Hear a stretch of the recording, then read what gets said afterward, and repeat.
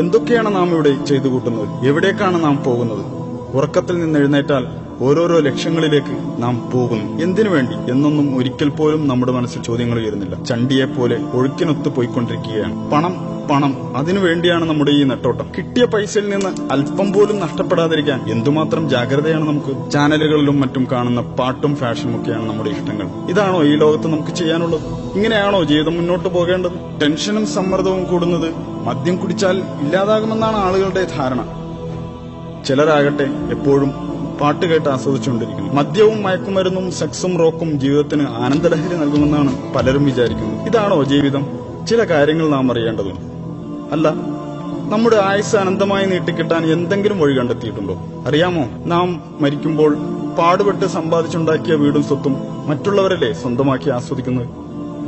കുഴിമാടത്തിൽ അടക്കം ചെയ്യപ്പെടും മുമ്പ് ചില സംഗതികൾ അറിഞ്ഞിരിക്കുന്നത് നല്ലതാണ്. മരണമെത്തിയാൽ ഇതുവരെ ചെയ്തു കൂട്ടിയ തെമ്മാടിത്തരങ്ങളും കുറ്റങ്ങളും തിരുത്തി നല്ല മനുഷ്യനായി ജീവിക്കാമെന്ന ആഗ്രഹം നടക്കില്ലെന്നറിഞ്ഞോളൂ. ഇത് ജീവിതത്തിലെ നിർണായക ചോദ്യമാണ്. ഇതിന് ഇവിടെ നിന്ന് ഇപ്പോൾ തന്നെ ഉത്തരം കണ്ടെത്താനുള്ള ശ്രമമാണ്.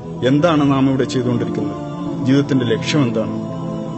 ഇവിടെ എങ്ങനെയാണ് നാം എത്തിച്ചേർന്നത്? ഇത്ര പെർഫെക്റ്റായി നമ്മെ സൃഷ്ടിച്ചതാരാണ്? മരിച്ചു കഴിഞ്ഞാൽ ഈ ശരീരത്തിന് എന്താണ് സംഭവിക്കുന്നത്? ഈ ലോകത്ത് തന്നെ മറ്റൊരു ജീവിതം കൂടി സാധ്യമാകുമോ? ഈ ചോദ്യങ്ങൾക്കൊന്നും നമുക്ക് മറുപടിയില്ല. കാരണം ഇതിന്റെ ഉത്തരം അന്വേഷിച്ച് തലമുണ്ടാക്കേണ്ട കാര്യമില്ലെന്നാണ് നമ്മുടെ വിചാരം. പ്രകൃതിയിൽ ഇങ്ങനെ ഓരോന്നും ഉണ്ടാകുന്നു, അതുപോലെ നമ്മളും. ഇതെല്ലാം സ്വാഭാവികമല്ലേ? ഇങ്ങനെയൊക്കെയാണ് നിങ്ങൾ കരുതുന്നതെങ്കിൽ ഞാൻ ചോദിച്ചോട്ടെ, താങ്കൾ തനിയെ ഉണ്ടായതാണ്? അതല്ല യാതൊരുവിധ ന്യൂനതകളുമില്ലാതെ മറ്റെവിടെയും കാണാത്ത വിധം പരിപൂർണമായ ഘടനയിൽ നിങ്ങളെ സൃഷ്ടിച്ചതിനു പിന്നിൽ ഒരു അഭൗതിക ശക്തിയുണ്ടോ? അറിയാമോ, ഏറ്റവും ഉന്നതമായ നിർമ്മാണ കലയുടെ ജീവരൂപമാണ് താങ്കൾ.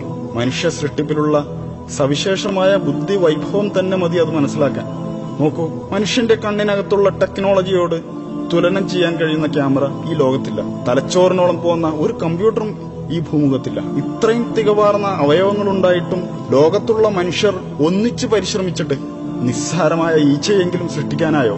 നാം ഒന്നുമില്ലായ്മയിൽ നിന്ന് സൃഷ്ടിക്കപ്പെട്ടവരല്ല എന്ന് നമ്മെ ബോധ്യപ്പെടുത്തുന്ന എത്രയെത്ര സംഗതികളാണ് നമുക്ക് മുന്നിലുള്ളത്. എന്നിട്ടതെല്ലാം യാതൊരു കൂസലുമില്ലാതെ നിഷേധിച്ചു തള്ളുകയാണ് നാം.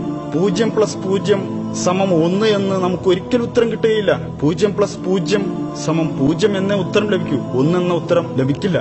അപ്പോ പിന്നെ പ്രപഞ്ചത്തിലെ ഈ ആസൂത്രണ മികവിന്റെ പ്രകടഭാവങ്ങൾ എവിടെ നിന്ന് വന്നു? എല്ലാ വസ്തുക്കൾക്കും അതിന്റെ ഒരു ഉത്ഭവസ്ഥാനമുണ്ട്. അതിന്റെ എല്ലാം പിന്നിൽ ഒരു ശില്പിയുണ്ട്. ഇപ്പോൾ താങ്കൾ കണ്ടുകൊണ്ടിരിക്കുന്ന ഈ വീഡിയോ പോലും ഒരാൾ യൂട്യൂബിൽ അപ്ലോഡ് ചെയ്തത് കൊണ്ടാണല്ലോ താങ്കൾ കാണുന്നത്.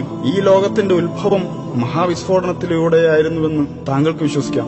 എന്നാൽ ഈ മഹാവിസ്ഫോടനത്തിന് പിന്നിലെ കാരണക്കാരനായ ഒരു ശക്തിയുണ്ടെന്ന് ഞാൻ വിശ്വസിക്കുന്നു. അതാണ് അള്ളാഹു, എല്ലാറ്റിനെയും സൃഷ്ടിച്ചവൻ, എല്ലാ ജീവജാലങ്ങളുടെയും സ്രഷ്ടാവ്, ഏകൻ, എന്നെന്നും ജീവിക്കുന്നവൻ, എല്ലാറ്റിനും കഴിവുള്ളവൻ, അജയ്യൻ. താൻ സൃഷ്ടിച്ച ഏതെങ്കിലും വസ്തുക്കളെപ്പോലെയോ ജീവികളെപ്പോലെയോ അല്ല അവൻ. അവന്റെ രൂപത്തെയോ ഭാവത്തെയോ നമുക്ക് സങ്കല്പിക്കാനേ കഴിയില്ല. അല്ല, അവൻ ഒരു മനുഷ്യനെപ്പോലെയുമല്ല, അവൻ ഒരു പങ്കാളിയുമില്ല. അവൻ ഏകനാണ്. അവൻ നമ്മെ ഇങ്ങോട്ട് കയറൂരി വിട്ടിരിക്കുകയല്ല. ഏതൊരു നിർമ്മാതാവിനെയും പോലെ അവനും തന്നെക്കുറിച്ച് പഠിക്കാൻ ഒരു പാഠപുസ്തകം, അതായത് ഒരു യൂസർ മാനുവൽ നമുക്ക് നൽകിയിട്ടുണ്ട്. ഇസ്ലാമാണത്, ഖുർആനും സുന്നത്തുമാണത്. അത് ആഹ്വാനം ചെയ്യുന്ന സന്ദേശം ഇതാണ്: ദൈവം ഏകനാണ്, അവൻ അള്ളാഹു ആകുന്നു ഏകൻ. അവന് ആരുടെയും ആശ്രയം വേണ്ട. പ്രപഞ്ചത്തിലെല്ലാം അവനെ ആശ്രയിക്കുന്നു. അവന് മക്കളൊന്നുമില്ല, അവൻ ആരുടെയും സന്താനവുമല്ല. ഒട്ടും തന്നെ വൈരുദ്ധ്യങ്ങളില്ലാത്ത ഒരു ഗ്രന്ഥം, ശാസ്ത്രത്തിലും ചരിത്രത്തിലുമുള്ള വിസ്മയങ്ങളെ നമുക്കറിയിച്ചു തന്ന ഗ്രന്ഥം.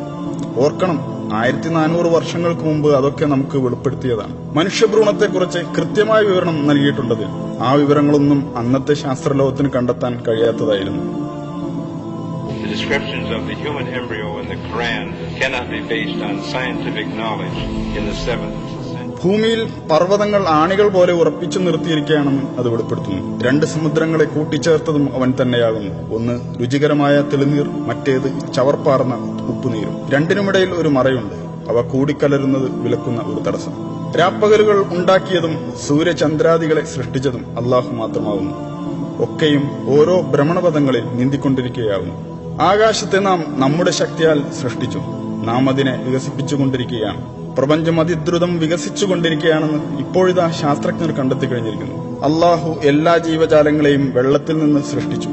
അവയിൽ ഉദരത്തിന്മേൽ ഇഴയുന്നവയുണ്ട്, ഇരുകാലിൽ നടക്കുന്നവയുണ്ട്, 4 കാലിൽ ചരിക്കുന്നവയുമുണ്ട്. അള്ളാഹു അവൻ ഇച്ഛിക്കുന്നത് സൃഷ്ടിക്കുന്നു. അവൻ എല്ലാ കാര്യത്തിനും കഴിവുറ്റവനാണ്. ഫറോവയുടെ ജഡം എല്ലാ കാലത്തേക്കുമുള്ളവർക്ക് ദൃഷ്ടാന്തമായി ഇന്നും നമ്മുടെ മുന്നിലുണ്ട്. ഇന്ന് നിന്റെ ജഡം മാത്രം നാം രക്ഷപ്പെടുത്തും, പിൻതലമുറകൾക്ക് ഒരു ദൃഷ്ടാന്തമാകേണ്ടതിന്. റോമക്കാർ അടുത്ത ഭൂപ്രദേശത്ത് പരാജിതരായിരിക്കുന്നു. റോമക്കാർ പരാജിതരായ സ്ഥലം കണ്ടുപിടിക്കപ്പെട്ടിരിക്കുന്നു. റോമയേക്കാൾ താഴ്ന്ന പ്രദേശമായ ചാവുകടലിന്റെ ഭാഗത്തായിരുന്നു അവർ പരാജയപ്പെട്ട യുദ്ധം നടന്നത്. തെറിക്കുന്ന ഒരു ദ്രാവകത്തിൽ നിന്നാണ് മനുഷ്യൻ സൃഷ്ടിക്കപ്പെട്ടിട്ടുള്ളത്. അത് അവന്റെ നട്ടെല്ലിനും വാരിയെല്ലുകൾക്കും ഇടയിൽ നിന്ന് ഉത്ഭവിക്കുന്നു. 1400 വർഷങ്ങൾക്ക് മുമ്പ് ഇറക്കപ്പെട്ടതുപോലെ തന്നെയാണ് ഈ വാക്കുകൾ ഇപ്പോഴും. ഒരു മാറ്റവും വന്നിട്ടില്ല. നിങ്ങൾ പറയൂ, ഇതെല്ലാം പ്രവാചകൻ മുഹമ്മദ് എങ്ങനെ അറിഞ്ഞു? 1400 വർഷങ്ങൾക്ക് മുമ്പ് ഇതെല്ലാം എങ്ങനെയാണ് ആ മനുഷ്യൻ അറിഞ്ഞത്? എഴുത്തും വായനയും അറിയാത്ത മനുഷ്യനായിരുന്നല്ലോ മുഹമ്മദ്. എന്നാൽ അദ്ദേഹത്തിന്റെ അടുക്കൽ ദൈവത്തിങ്കിൽ നിന്നുള്ള മാലാഖ സത്യസന്ദേശവും കൊണ്ട് ചെന്നിരുന്നു. ഇതൊക്കെ പക്ഷേ അധികം ആളുകളും തള്ളിക്കളയുകയാണ്. ഞാനൊന്ന് ചോദിക്കട്ടെ, എങ്കിൽ അതിനേക്കാൾ നല്ലൊരു വെളിപാട് പകരം കൊണ്ടുവരാമോ? പക്ഷെ അത് താങ്കൾക്കൊരിക്കലും കഴിയില്ല. നിങ്ങൾ അള്ളാഹുവിനെ അവന്റെ ദൂതനെയും പരിഹസിക്കുകയും നിഷേധിക്കുകയും ചെയ്യുകയാണോ? മുഹമ്മദിന് എഴുത്തും വായനയും അറിയില്ലല്ലോ, പിന്നെങ്ങനെയാണ് ആ മനുഷ്യന് ഒരു ദീൻ തന്നെ സ്ഥാപിക്കാൻ കഴിയുക എന്നാണ് അവർ ചോദിക്കുന്നത്. മുൻകാല വേദഗ്രന്ഥങ്ങളെയും ദിവ്യ വെളിപാടുകളെയും നിങ്ങൾ അവഗണിക്കുന്നു. പിന്നെ ഈ ലോകത്ത് നാം നമ്മുടെ ഇഷ്ടത്തിനൊത്ത് ജീവിക്കുക, നമ്മുടെ വികാരങ്ങൾ പൂർത്തീകരിക്കുക, ഇത് തന്നെ ജീവിതം. ഇവിടെ തന്നെ ജീവിച്ച് ഇവിടെ തന്നെ മരിക്കും. കുഴിമാടത്തിൽ എല്ലൊക്കെ നുരുമ്പി ദ്രവിച്ച് മണ്ണായ ശേഷം രണ്ടാമതും ജീവിക്കുമെന്നോ? എന്തൊക്കെ വിഡ്ഢിത്തമാണ് ഈ പറയുന്നത്? കാണുന്ന ഈ ഒരു ജീവിതം മാത്രമേ ഉള്ളൂ. എന്നാൽ താങ്കൾ ഓർക്കണം, കടുത്ത വേനലിൽ കരിഞ്ഞുണങ്ങുന്ന ചെടികൾ തൊട്ടടുത്ത മഴയോടെ രണ്ടാമതും ജന്മം കൊള്ളുന്നില്ലേ? അള്ളാഹു ഇക്കാര്യം ഉറപ്പിച്ചു പറയുന്നുണ്ട്. അവൻ നമ്മോടും ഇതുതന്നെയാണ് ചെയ്യാൻ പോകുന്നത്. മരിച്ചു മണ്ണായ ശേഷം വീണ്ടും നമ്മിൽ ആത്മാവിനെ സന്നിവേശിപ്പിക്കും. നിങ്ങൾ അള്ളാഹുവിനെ നിഷേധിക്കുന്നത് എങ്ങനെ? നിർജീവരായിരുന്ന നിങ്ങൾക്കവൻ ജീവൻ തന്നു. പിന്നീട് അവൻ തന്നെ നിങ്ങളെ മരിപ്പിക്കുകയും പിന്നെയും ജീവിപ്പിക്കുകയും ചെയ്യുന്നു. അനന്തരം അവങ്കലേക്ക് തന്നെ നിങ്ങൾ തിരിച്ചയക്കപ്പെടുന്നതുമാവുന്നു. നാം ആകട്ടെ അവന്റെ വിരൽപ്പൊടികൾ വരെ കൃത്യമായി നിർമ്മിക്കാൻ കഴിവുള്ളവനല്ലോ. നമ്മെ തൊട്ടടുത്തിരുന്ന് നിരീക്ഷിച്ചുകൊണ്ടിരിക്കുന്നവനാണ് അള്ളാഹു. തീർച്ചയായും നാം പരീക്ഷിക്കപ്പെടും. അല്ല, നാം പരീക്ഷണത്തിൽ അകപ്പെട്ടിരിക്കുകയല്ലേ? നമ്മുടെ ധനവും ആരോഗ്യവും ശരീരവും എല്ലാം അള്ളാഹുവിന്റെ അനുഗ്രഹമാണ്. നാം പിന്നീട് പുനർജീവിപ്പിക്കപ്പെടുമെന്നാണ് ഇതെല്ലാം സൂചിപ്പിക്കുന്നത്. നാം ഈ ലോകത്ത് ചെയ്തു കൂട്ടിയ എല്ലാ പ്രവൃത്തികളും ഒന്നൊന്നായി അള്ളാഹുവിന്റെ മുമ്പിൽ വിചാരണയ്ക്ക് വിധേയമാകും. നാളെ അള്ളാഹുവിന്റെ കോടതിയിൽ നമ്മുടെ കർമ്മപുസ്തകങ്ങൾ വായിക്കാൻ നമ്മോട് പറയും. നീ വായിക്കൂ, വായിച്ചോളൂ എന്നിങ്ങനെ കൽപ്പനയുണ്ടാകും. ചെറുതും വലുതുമായ നല്ലതും ചീത്തയുമായ എല്ലാ കാര്യങ്ങളും അതിലുണ്ടാകും. പുനരുത്ഥാന നാളിൽ നാം അവനുവേണ്ടി ഒരു രേഖ പുറപ്പെടുവിക്കും. അത് ഒരു തുറന്ന പുസ്തകം പോലെ അവൻ കാണും.